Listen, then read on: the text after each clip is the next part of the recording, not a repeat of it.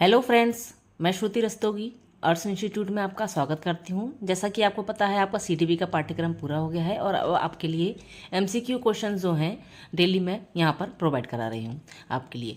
तो फिर जो बच्चे हमारे चैनल में पहली बार आए हैं उनके लिए फिर से हम रिक्वेस्ट करते हैं कि कृपया चैनल को सब्सक्राइब कर लीजिए, क्योंकि आपका सीटीपी का कंप्लीट पाठ्यक्रम पूरा का पूरा हो चुका है। यहाँ तक पहले अध्याय से लेके लास्ट अध्याय तक कंप्लीट हो चुका है और आपको उसमें क्या पढ़ना है, कैसे पढ़ना है, सब चीज़ें उसमें दी हुई हैं और सैद्धांतिक रूप से आपका सारे चैप्टर्स कराए हुए हैं। और अब प्रश्नोत्तरी शुरू हो गई है, तो यदि आपने आज ही इस चैनल को विजिट किया है तो फ़ौरन सब्सक्राइब कीजिए और हमारे साथ बनिए। ठीक है, चलिए शुरू करते हैं आज के क्वेश्चन आंसर। सीटेट में अधिकतर जो क्वेश्चन आंसर आते हैं बहुत ही घुमा कर आते हैं, इसलिए आपको पाठ्यक्रम को सीरियल से और सारी अध्याय को देखना बहुत ज़रूरी है, क्योंकि उसको समझने के लिए पाठ को आपको पढ़ना जरूर होना चाहिए। ठीक है, चलिए शुरू करते हैं। पहला, बाह्य अभ्यास के आधार पर व्यक्तित्व का वर्णन कहा जाता है। बाह्य अभ्यास के आधार पर व्यक्तित्व का वर्णन क्या कहा जाता है? ऑप्शन देखिए, गहन दृष्टिकोण, सतही दृष्टिकोण, मानकीय दृष्टिकोण या प्रेक्षणात्मक दृष्टिकोण। क्या कहा जाता है? देखिए, बाह्य अभ्यास के आधार पर व्यक्तित्व का वर्णन सतही दृष्टिकोण कहा जाता है। किसी व्यक्ति के व्यक्तित्व में संपूर्ण वर्णन के लिए गहन, मानकीय एवं प्रक्षेपणात्मक दृष्टिकोण की ही आवश्यकता होती है। ठीक है, तो इस प्रकार से ऑप्शन यहाँ पर सही हो जाता है, सतही दृष्टिकोण। दूसरा, अगला देखिए, व्यक्तिगत भेद पाए जाते हैं। व्यक्तिगत भेद काहे में पाए जाते हैं? बुद्धि स्तर में, अभिवृत्ति में, गतिवाही योग्यता में या इन सभी में? राइट आंसर बताना है आपको। व्यक्तिगत भेद काहे में पाए जाते हैं? तो यहाँ पर देखिए, बुद्धि स्तर, अभिवृत्ति तथा गतिवाही योग्यता तीनों में व्यक्तिगत भेद पाए जाते हैं।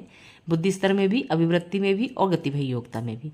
तो यहाँ पर आपका ऑप्शन सही हो जाता है ये सभी। अगला देखिए, चिंतन प्रारंभ होने के लिए क्या आवश्यक है? चिंतन प्रारंभ होने के लिए क्या आवश्यक है? ऑप्शन देखिए, पूर्व अनुभव, भाषा, तर्क या समस्या। क्या चीज़ आवश्यक है? राइट आंसर आपको इसमें देना है। तो चिंतन एक मानसिक प्रक्रिया है जो सभी प्राणियों में होती है। इस प्रक्रिया की शुरुआत उस समय होती है जब प्राणी को सामने कोई समस्या आ जाती है। ठीक है, तभी इसकी चिंतन की प्रक्रिया प्रारंभ होती है। तो ऑप्शन यहाँ पर आपका सही हो जाता है, ऑप्शन नंबर डी, समस्या। चिंता प्रारंभ होने के लिए समस्या का होना आवश्यक है। बुद्धि लब्धि संप्रत्यय किसने विकसित किया था? बिने ने, रीड ने, टर्मन ने या कैटल ने? आपको बताना है बुद्धि लब्धि का संप्रत्यय किसने विकसित किया था। देखिए, एक चीज़ का विशेष तौर पर ध्यान दीजिएगा कि बुद्धि लब्धि का जो सूत्र है आपका, IQ बराबर मानसिक आयु बटे वास्तविक आयु गुणा 100, ये आपका सूत्र है। और ये बुद्धि लब्धि का जो संप्रत्यय है जो है ये टर्मन द्वारा विकसित किया गया था। ठीक है, तो ऑप्शन यहाँ पर आपका सही हो जाता है, ऑप्शन नंबर 3, टर्मन। अगला क्वेश्चन देखिए, प्रगतिशील परिवारों में बच्चों में अपेक्षाकृत कौन सा प्रेरक अधिक प्रबल होता है? प्रगतिशील परिवारों में पूछा है। तो ऑप्शन देखिए यहाँ पे, संबंधन, जिज्ञासा, उपलब्धि या आक्रामकता। क्या चीज़ है बच्चों में जो प्रगतिशील परिवारों में कौन सा प्रेरक अधिक प्रबल होता है? देखिए, प्रगतिशील परिवारों में बच्चों में संबंध, जिज्ञासा, आक्रामकता की अपेक्षा उपलब्धि प्रेरक अधिक प्रबल होता है।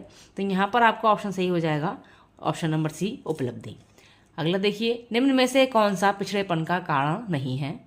निम्न में से कौन सा पिछड़ेपन का कारण नहीं है? ऑप्शन देखिए यहाँ पर, समान बुद्धि का अभाव, शारीरिक दोष, विशिष्ट पिछड़ापन या स्वास्थ्य वातावरण। ऑप्शन आपको देखें, समान बुद्धि का अभाव, शारीरिक दोष, विशिष्ट पिछड़ापन या स्वस्थ वातावरण। कौन सा पिछड़ेपन का कारण नहीं है?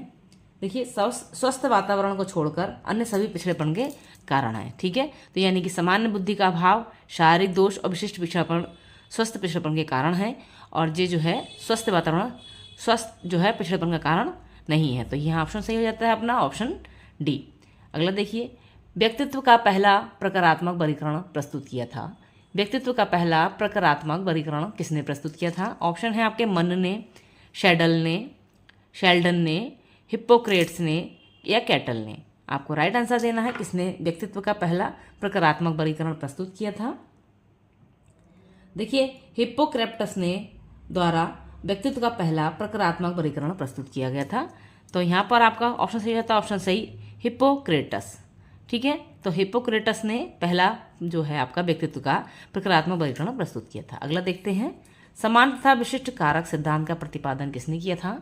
समान तथा विशिष्ट कारक सिद्धांत का प्रतिपादन किसने किया था? ऑप्शन है यहाँ पर, अल्फ्रेड बिने ने, स्पीयरमैन ने, गिलफोर्ड ने या थर्स्टन ने। राइट आंसर आपको देना है। किसने किया था समान विशिष्ट कारक सिद्धांत का प्रतिपादन? अल्फ्रेड बिने ने, स्पीयरमैन ने, गिलफोर्ड ने या थर्स्टन ने। राइट आंसर आपको देना है। देखिए, समान और विशिष्ट कारक सिद्धांत का प्रतिपादन स्पीयरमैन द्वारा प्रतिपादित किया गया था। किसके द्वारा? स्पीयरमैन के द्वारा। तो ऑप्शन यहाँ पर सही हो जाता है हमारा ऑप्शन नंबर बी, स्पीयरमैन। अगला देखिए, तनाव को कम करने के अप्रत्यक्ष ढंग क्या कहलाते हैं? तनाव को कम करने के अप्रत्यक्ष ढंग क्या कहलाते हैं? ऑप्शन देखिए यहाँ पर कौन कौन से हैं। ऑप्शन है आपके समस्या समाधान विधि, या रक्षात्मक यांत्रिकता, या व्यक्तिगत विधि, या इनमें से कोई नहीं। तनाव को कम करने के अप्रत्यक्ष ढंग क्या कहलाते हैं? राइट आंसर आपका होगा रक्षात्मक यांत्रिका को तनाव को कम करने का अप्रत्यक्ष ढंग कहते हैं, जबकि समस्या समाधान विधि द्वारा तथा व्यक्तिगत विधि का संबंध प्रत्यक्ष ढंग से होता है। ठीक है, सॉरी। तो यहाँ पर आपका ऑप्शन सही होता है ऑप्शन नंबर बी, रक्षात्मक यांत्रिकता। अगला देखिए, स्पेस है यहाँ पर, मस्तिष्क की संरचना तथा कृत्यों में विभेद का परिणाम होता है। मस्तिष्क की संरचना तथा कृत्यों में विभेद का परिणाम होता है। कौन सा होता है? तनाव होता है, पिछड़ापन होता है, डिस्लेक्सिया होता है, या इसमें से कोई नहीं। देखिए, सारे ही चैप्टर आपको पढ़ा दिए हैं ये, और क्वेश्चन आंसर करने में आपको किसी प्रकार की दिक्कत नहीं होनी चाहिए। यदि आपने हमारी पिछली वीडियोस नहीं देखी हैं तो चैनल पर विजिट कीजिए और प्ले लिस्ट में जाइए। CDP का सारा ही पाठ्यक्रम आपको मिला हुआ वहाँ पे मिलेगा, और फ्री ऑफ कॉस्ट है, 1 भी रुपया आपको उसका नहीं देना है। तो देर किस बात की है, चाहे फ़ौरन चैनल को सब्सक्राइब कीजिए और फ़ौरन विजिट कीजिए प्ले लिस्ट में। ठीक है, तो क्वेश्चन था हमारा मस्तिष्क की संरचना तथा कृत्यों में विभेद का परिणाम होता है। तनाव होता है, डिस्लेक्सिया होता है, पिछड़ापन होता है, या इनमें से कोई नहीं। तो देखिए, मस्तिष्क की संरचना तथा कृत्यों में विभेद का परिणाम स्वरूप डिस्लेक्सिया विकार होता है। इससे पीड़ित छात्रों को पाठ पढ़ने में समस्या होती है, साथ ही शब्दों को लिखने पढ़ने में कठिनाई होती है। तो यहाँ पर आपका आंसर सही हो जाएगा ऑप्शन नंबर सी, डिस्लेक्सिया। अगला देखिए, जिन बालकों की बुद्धि लब्धि स्पेस है साधारणतः उन्हें मानसिक न्यूनता ग्रसित की श्रेणी में रखते हैं। आपको बताना है मानसिक न्यूनता ग्रसित की श्रेणी में कितनी बुद्धि लब्धि वाले बालकों को रखा जाता है। तो ऑप्शन है आपके 70 से कम, 70 से ऊपर, 80 से 100 के बीच, या इनमें से कोई भी नहीं। आपको राइट आंसर देना है। कौन सा सही रहेगा यहाँ पर? देखिए, 70 से कम बुद्धि लब्धि वाले बालकों को साधारण मानसिक न्यूनता ग्रसित की श्रेणी में रखा जाता है। तो यहाँ पर आपका ऑप्शन सही हो जाएगा ऑप्शन नंबर ए, 70 से कम। यदि आपको सारा ही पूरा चार्ट इसका देखना है तो आप चैनल पर विजिट कर सकते हैं। आपकी बुद्धि लब्धि वाला जो चैनल है IQ वाला, उसमें सारी ही डिटेल इसकी दी हुई है। आप उसको देखिए और आपको बहुत ही अच्छी जानकारियाँ पाठ को पढ़ने से मिलती हैं। क्वेश्चन आंसर करने से, पाठ को पढ़ने के बाद अगर क्वेश्चन आंसर करते हैं तो उसका अच्छा प्रभाव हमारे जो है मस्तिष्क पर पड़ता है। तो पहले आप पाठ को पढ़िए, फिर क्वेश्चन आंसर करिए। अगर आप पहली बार हमारे चैनल पर आए, चैनल को सब्सक्राइब जरूर कीजिए। ठीक है, चलिए चलते हैं आगे की ओर। बच्चों में अमूर्तमान प्रत्ययों को ग्रहण करने की योग्यता होती है। बच्चों में अमूर्तमान प्रत्ययों को ग्रहण करने की योग्यता होती है। कैसे बच्चों में होती है? ऑप्शन देखिए, पिछड़े हुए बच्चों में, प्रतिभाशाली बच्चों में, मानसिक रूप से पिछड़े बच्चों में, या इनमें से कोई नहीं। देखिए, अमूर्तमान प्रत्ययों को ग्रहण करने की योग्यता पूछी है यहाँ पर।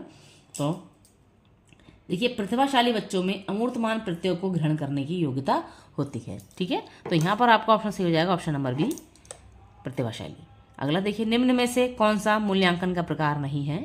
निम्न में से कौन सा मूल्यांकन का प्रकार नहीं है? मानक, निर्माणात्मक, योगात्मक, या CCE। इसमें से कौन सा जो है मूल्यांकन का प्रकार नहीं है? आपको राइट आंसर देना है। देखिए, मानक को छोड़कर अन्य सभी मूल्यांकन के प्रकार हैं। ठीक है, निर्माणात्मक, योगात्मक, CCE जो है मूल्यांकन के प्रकार हैं, लेकिन मानक नहीं है। तो यहाँ पर आपका ऑप्शन सही हो जाएगा ऑप्शन नंबर 1, मानक। निम्नलिखित में से कौन सी सामाजिक रूप से वंचित समस्या नहीं है? आपको राइट आंसर देना है। निम्नलिखित में से कौन सी सामाजिक रूप से वंचित समस्या नहीं है? ऑप्शन है आपके सीखने के लिए प्रेरणा का अभाव, दूसरा सृजनशीलता की को पोषित होने के अवसर नहीं मिलना, तीसरा C है रहने के लिए स्वस्थ परिवेश, या विद्यालय में पक्षपातपूर्ण वातावरण का सामना करना। आपको बताना है निम्नलिखित में से कौन सा सामाजिक रूप से वंचित समस्या नहीं है। देखिए, सीखने के लिए प्रेरणा का अभाव जो है सामाजिक रूप से वंचित की समस्या नहीं है, बल्कि यह किसी भी व्यक्ति के साथ उत्पन्न हो सकती है। तो यहाँ पर आपका ऑप्शन सही हो जाता है ऑप्शन नंबर ए, सीखने के लिए प्रेरणा का अभाव। अगला देखिए, शिक्षण प्रक्रिया में विद्यार्थी है। शिक्षण प्रक्रिया में विद्यार्थी क्या है? आपको राइट आंसर देना है। आश्रित चर है, स्वतंत्र चर है, मध्यस्थ चर है, या इनमें से कोई नहीं है। शिक्षण प्रक्रिया में विद्यार्थी क्या है? आश्रित चर है, स्वतंत्र चर है, मध्यस्थ चर है, या इनमें से कोई नहीं। आपको राइट आंसर देना है। देखिए शिक्षा प्रक्रिया में विद्यार्थी एक आश्रित चर होता है क्योंकि उसे गाइडेंस दिया जाता है, ठीक है। बच्चा जो है टीचर के आधार पर चलता है। तो यहाँ पर आपका राइट आंसर हो जाएगा ऑप्शन नंबर ए, आश्रित चर, ठीक है। अगला क्वेश्चन देखते हैं। अगला है आरटीए एक्ट 2009 के अनुसार शिक्षक हेतु प्रति सप्ताह कार्य के घंटे हैं। आरटीए एक्ट 2009 के अनुसार शिक्षक हेतु प्रति सप्ताह कार्य के कितने घंटे हैं? 40 घंटे, 42 घंटे, 45 घंटे या 48 घंटे। देखिए आरटीए एक्ट 2009 के अनुसार शिक्षक हेतु प्रति सप्ताह 45 घंटे कार्य करता है। कितने घंटे? 45 घंटे। तो यहाँ पर आपका ऑप्शन सही हो जाता है option number C, 45। RTA act 2009 के अनुसार शिक्षक हेतु प्रति सप्ताह कार्य के 45 घंटे हैं, ठीक है। तो अगले देखते हैं नेक्स्ट क्वेश्चन।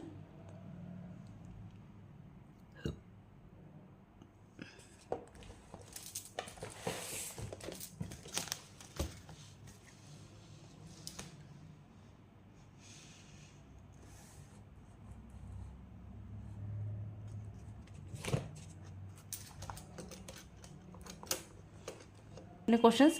एनसीएफ 2005 बल देता है। एनसीएफ 2005 काहे पर बल देता है? ऑप्शन देखिए, करके सीखने पर, रटने पर, समस्या हल करने पर या इन सभी पर। किस पर एनसीएफ 2005 बल देता है? देखिए एनसीएफ 2005 का पूरा ही चैप्टर हमने आपको पढ़ाया हुआ है बहुत अच्छे से, है ना। एनसीएफ की फुल फॉर्म क्या है? राष्ट्रीय पाठ्यचर्या की रूपरेखा 2005, यानी एनसीएफ 2005। तो राष्ट्रीय पाठ्यचर्या की रूपरेखा एनसीएफ 2005 जो होता है करके सीखने पर बल देता है। ऑप्शन यहाँ पर हमारा सही हो जाता है ऑप्शन नंबर ए, करके सीखने पर। निम्नलिखित में से कौन सा मूल्यांकन के त्रिकोण का भाग नहीं है?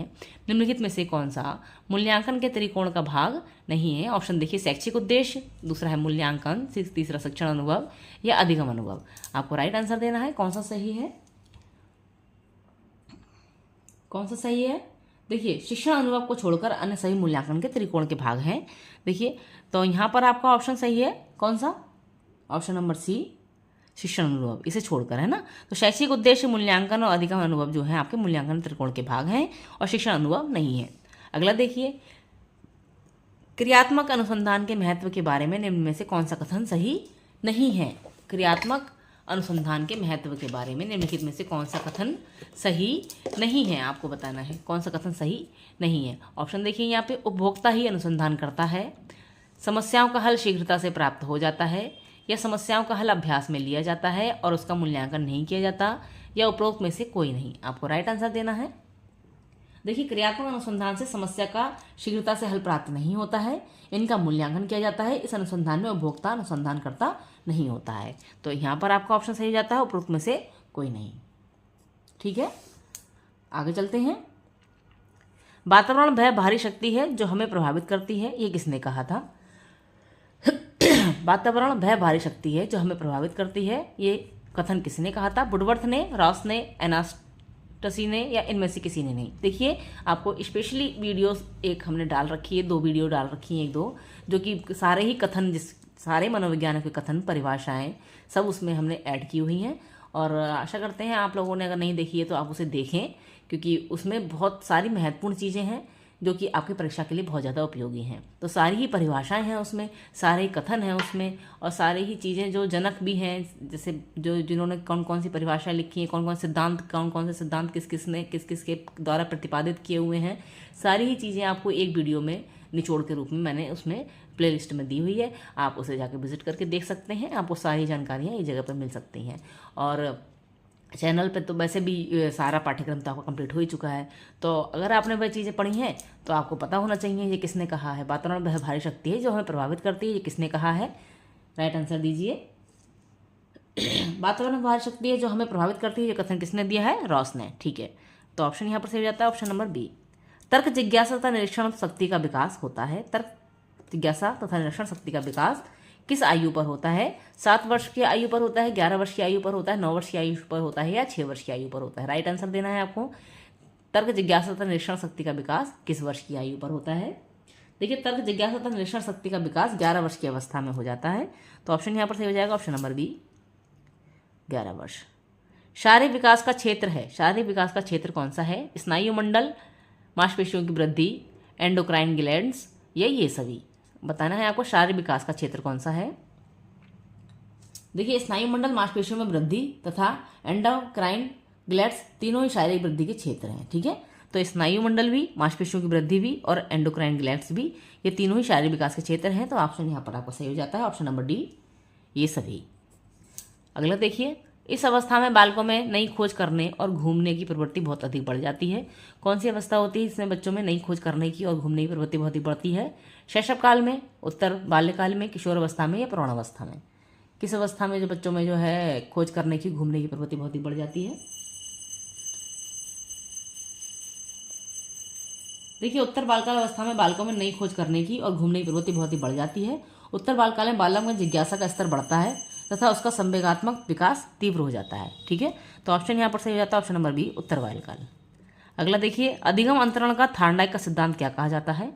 अधिगम अंतरण का थार्नडाइक का सिद्धांत क्या कहा जाता है? समानता का सिद्धांत, अनुरूप तत्वों का सिद्धांत, औपचारिक नियमों का सिद्धांत या उपरोक्त में से कोई नहीं? कौन सा ऑप्शन यहाँ पर सही हो जाएगा? थार्नडाइक का सिद्धांत जो होता है अधिगम अंतरण वाला, उसे क्या कहते हैं? और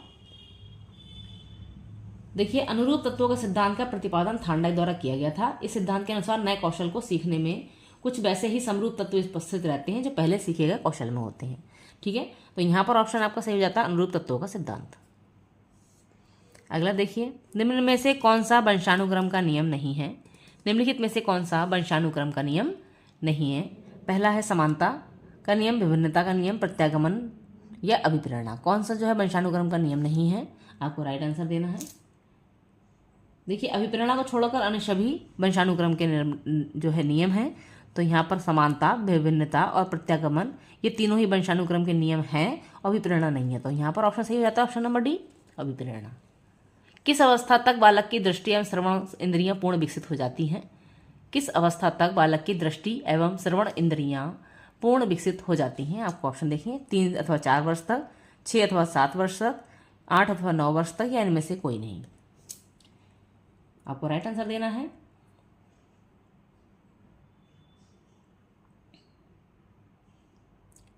देखिए, 3 अथवा 4 वर्ष तक के बालकों में की दृष्टि तथा श्रवण इंद्रियां पूर्ण रूप से विकसित हो चुकी होती हैं। तो यहाँ पर आपका ऑप्शन सही हो जाता है ऑप्शन नंबर ए, 3 अथवा 4 वर्ष। अगला देखिए, संकेत अधिगम के अंतर्गत सीखा जाता है। संकेत अधिगम के अंतर्गत क्या सीखा जाता है? पारंपरिक अनुकूलन, मनोविज्ञान, वातावरण या मनोदैहिक? क्या चीज़ संकेत अधिगम के अंतर्गत सीखा जाता है? देखिए, संकेत अधिगम के अंतर्गत पारस्परिक अनुकूलन सीखा जाता है जो व्यक्ति को सामाजिकरण की प्रक्रिया में सहायता करता है। मनोविज्ञान, वातावरण व मनोदैहिक का संबंध संकेत अधिगम से नहीं होता है। ठीक है, तो यहाँ पर आपका ऑप्शन सही हो जाएगा ऑप्शन नंबर ए, पारंपरिक अनुकूलन। अगला देखिए, निम्न में से कौन सा उदाहरण अर्जित प्रेरक का है? निम्न में से कौन सा उदाहरण अर्जित प्रेरक का है? ऑप्शन है आपके भूख, पुरस्कार, रुचि या विश्राम। कौन सा है? देखिए, रुचि एक अर्जित प्रेरक है का उदाहरण है, भूख जैविक प्रेरक है, विश्राम शारीरिक प्रेरक है तथा पुरस्कार प्रोत्साहन का प्रेरक है। ठीक है, देखिए समझिएगा, रुचि जो है आपकी अर्जित प्रेरक है। ठीक है, तो यहाँ पर ऑप्शन सही हो जाएगा, रुचि अर्जित प्रेरक है, और भूख जो होता है आपका जैविक प्रेरक है, विश्राम शारीरिक प्रेरक है तो पुरस्कार प्रोत्साहन संबंधी प्रेरक है। ठीक है, तो राइट आंसर कौन सा हो गया यहाँ पर? ऑप्शन नंबर सी, रुचि। अगला क्वेश्चन देखिए, अभिप्रेरणा वर्णित होती है। अभिप्रेरणा किसके द्वारा वर्णित होती है? ज्ञानात्मक जागृति के द्वारा, भावात्मक जागृति के द्वारा, ए और बी दोनों के द्वारा, या इनमें से किसी के द्वारा नहीं? आपको राइट आंसर देना है। देखिए, अभिप्रेरणात्मक भावात्मक जागृति द्वारा वर्णित होती है। किसी कार्य को अपनी स्वयं की इच्छा से करने पर उसे सुख और संतोष प्राप्त होता है। इस प्रेरणा को आंतरिक प्रेरणा भी कहते हैं। तो यहाँ पर ऑप्शन आपका सही हो जाएगा ऑप्शन नंबर बी, भावात्मक जागृति। अगला क्वेश्चन देखिए, चिंतन एक मानसिक क्रिया का कौन सा पहलू है? चिंतक मानसिक क्रिया का, चिंतन जो है मानसिक क्रिया का कौन सा पहलू है? ज्ञानात्मक पहलू है, भावात्मक पहलू है, क्रियात्मक पहलू है, या इनमें से कोई नहीं? आपको राइट आंसर देना है। देखिए, चिंतन मानसिक क्रिया का ज्ञानात्मक पहलू है। किसी भी चिंतन से पूर्व ज्ञान या जानकारी होना अत्यंत आवश्यक है। बिना ज्ञान के चिंतन प्रभावी नहीं होता है। ठीक है, तो यहाँ पर आपका ऑप्शन सही आता है ऑप्शन नंबर ए, चिंतन मानसिक क्रिया का पहलू है। ठीक है, अगला क्वेश्चन देखिए, विकास की किस अवस्था में बुद्धि का अधिकतम विकास होता है? विकास की किस अवस्था में बुद्धि का अधिकतम विकास होता है? ऑप्शन है आपके बाल्यावस्था में या शैशवावस्था में, किशोरावस्था में या प्रौढ़ावस्था में? राइट आंसर आपको देना है। देखिए, 12 वर्ष से 18 वर्ष की अवस्था को किशोरावस्था कहा जाता है। यह वह समय होता है जिसमें व्यक्ति बालावस्था से परिपक्वता की ओर उन्मुख होता है। किशोर अवस्था के शारीरिक बदलावों का प्रभाव किशोर के जीवन के बौद्धिक स्तर पर पड़ता है। विकास की इसी अवस्था में बुद्धि का अधिकतम विकास होता है। ठीक है, तो यहाँ पर ऑप्शन आपका सही हो जाता है ऑप्शन नंबर 3, किशोर अवस्था। शिशु का अधिकांश व्यवहार आधारित होता है। शिशु का अधिकांश व्यवहार किस पर आधारित होता है? मूल प्रवृत्ति पर, नैतिकता पर, वास्तविकता पर या ध्यान पर? आपको राइट आंसर देना है। किस पर प्रभावित होता है, आधारित होता है? देखिए, शिशु का अधिकांश व्यवहार जो होता है मूल प्रवृत्तियों पर आधारित होता है। शिशु के भविष्य के व्यवहार पर उसकी मूल प्रवृत्तियों का भी प्रभाव पड़ता है। तो यहाँ पर आपका ऑप्शन सही होता है ऑप्शन नंबर 1, मूल प्रवृत्तियाँ। अगला क्वेश्चन देखिए, अंतर्दृष्टि या सूझ द्वारा सीखने के सिद्धांत में कोहलर ने किस पर प्रयोग किया था? अंतर्दृष्टि सूझ द्वारा सीखने के सिद्धांत पर कोहलर ने किस पर प्रयोग किया था? ऑप्शन है आपके कुत्ते पर, वनमानुषों पर, बिल्ली पर या चूहों पर। देखिए, आपका पूरा ही चैप्टर हमने सारे ही करा रखे हैं। अगर आप इस चैप्टर को पढ़ेंगे तो बहुत ही मनोरंजक चैप्टर है और बहुत ही अच्छे से आपको समझ में भी आएगा। तो आप उसको भी विजिट करके ज़रूर देखिए चैनल को, क्योंकि जो है उसमें आपको इससे ज़्यादा अच्छी से अच्छी और जानकारियाँ भी पाठ को पढ़ने से मिलती हैं। तो आशा करते हैं आप लोग चैप्टर्स को पढ़ेंगे और विजिट करेंगे चैनल पर। प्लेलिस्ट में आपको सारी ही चैप्टर जो है फ्री ऑफ कॉस्ट दिए हुए हैं। कोई भी आपको उसमें एक पैसा पेड नहीं करना है। सारा ही सिलेबस, पूरा सिलेबस, पाठ्यक्रम से लेके पहले पार्ट से लेके आपका लास्ट पार्ट तक सारी वीडियो प्रोवाइड हमने करा दी हैं और अब क्वेश्चन आंसर चल रहे हैं जो आपके एग्जाम टाइम तक चलेंगे। तो आशा करते हैं आप लोगों को जो है सपोर्ट मिलेगा हमारी वीडियो से।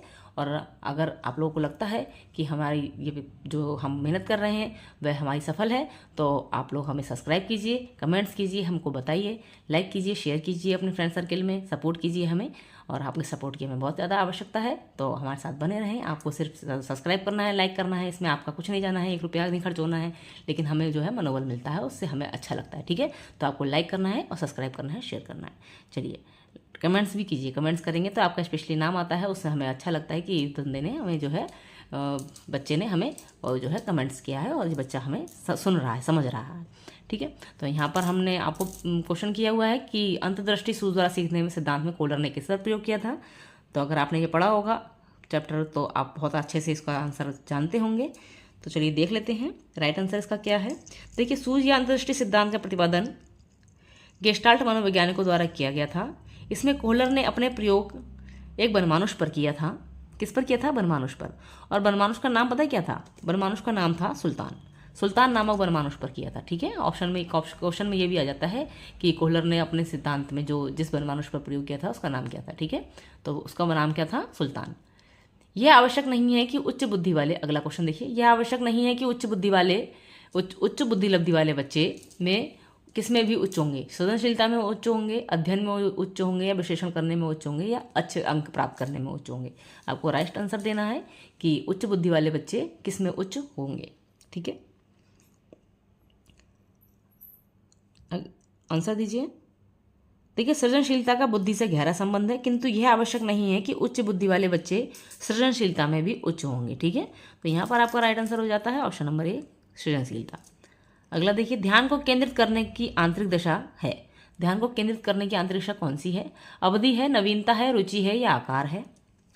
आपको राइट आंसर देना है। अवधि है, नवीनता है, रुचि है या आकार है? ध्यान को केंद्रित करने की जो है आंतरिक दशा। देखिए, रुचि ध्यान को केंद्रित करने की आंतरिक दशा है। ये सीखने सिखाने की प्रक्रिया को संचालित करने वाली केंद्रीय शक्ति होती है, रुचि। ठीक है, तो ऑप्शन यहाँ पर सही हो जाता है ऑप्शन नंबर 3, रुचि।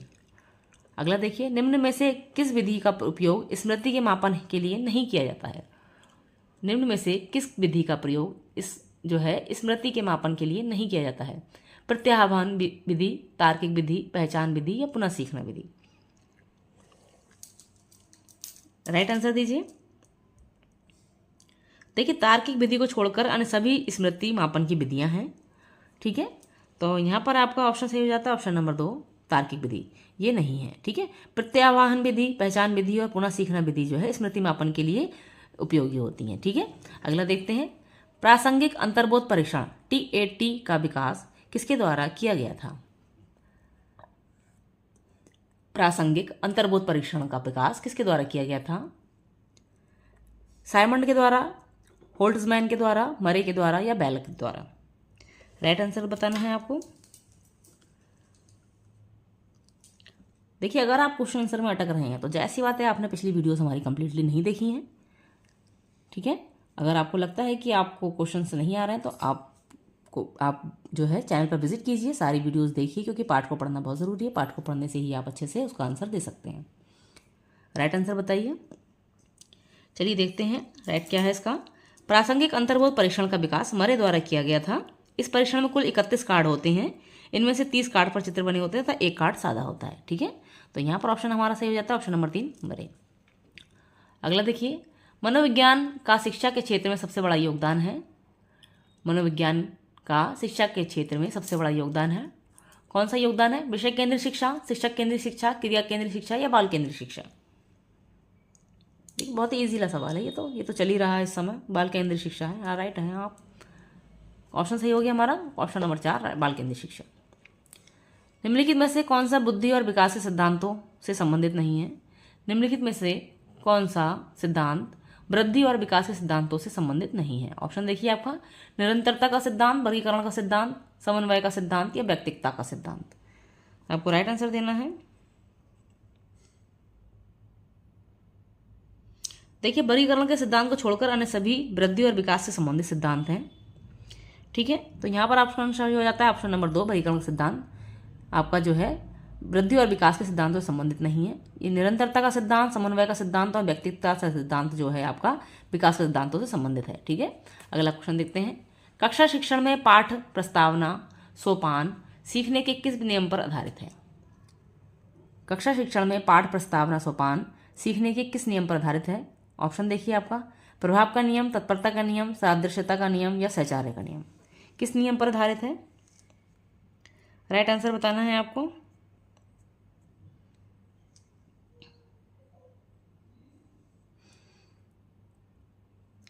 देखिए कक्षा शिक्षण में पाठ प्रस्तावना सोपान सीखने की तत्परता के नियम पर आधारित है। थार्नडाइक ने अपने प्रयत्न एवं त्रुटि सिद्धांत व आधार बनाकर सीखने संबंधी तत्परता का नियम, प्रभाव का नियम तथा अभ्यास का नियम प्रतिपादन किया था, ठीक है। तो यहाँ पर ऑप्शन हमारा सही होता है ऑप्शन नंबर 3 तत्परता का नियम।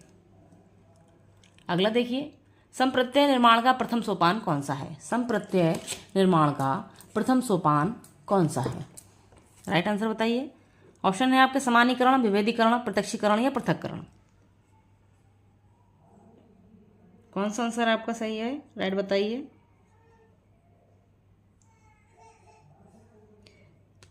देखिए संप्रत्यय निर्माण में प्रथम सोपान प्रत्यक्षीकरण होता है। संप्रत्यय निर्माण की प्रक्रिया बच्चों की आयु बढ़ने के साथ साथ बढ़ती है। तो यहाँ पर ऑप्शन आपका सही हो जाएगा ऑप्शन नंबर 3 प्रत्यक्षीकरण।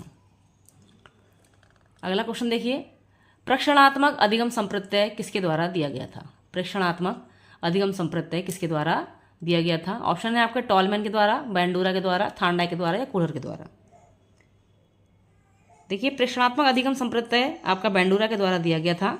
उन्होंने बालकों के व्यवहारों की व्याख्या प्रेक्षणात्मक अधिगम के आधार पर की थी। तो ऑप्शन यहाँ पर सही होता है ऑप्शन नंबर 2 बैंडूरा, ठीक है। ये थे आपके आज के क्वेश्चन आंसर और मिलते हैं आपसे नेक्स्ट वीडियो में नेक्स्ट नए क्वेश्चनों के साथ। आशा करते हैं आप लोगों को अच्छे से समझ में आ रहा होगा। कमेंट करके बताइए, लाइक कीजिए, शेयर कीजिए। अगर चैनल पर पहली बार आए हैं तो सब्सक्राइब कीजिए। हमारे चैनल पर आपके CDP के अलावा हिंदी की, EVS की और संस्कृत की क्लासेस भी चल रही हैं जो कि फ्री ऑफ कॉस्ट हैं। आपको उसका 1 भी रुपया पेड नहीं करना है। तो सिर्फ चैनल को सब्सक्राइब करना है, लाइक करना है और शेयर करना है और हमारे साथ बने रहना है। चलिए मिलते हैं आपसे नेक्स्ट वीडियो में नेक्स्ट नए क्वेश्चनों के साथ। Take care and bye bye.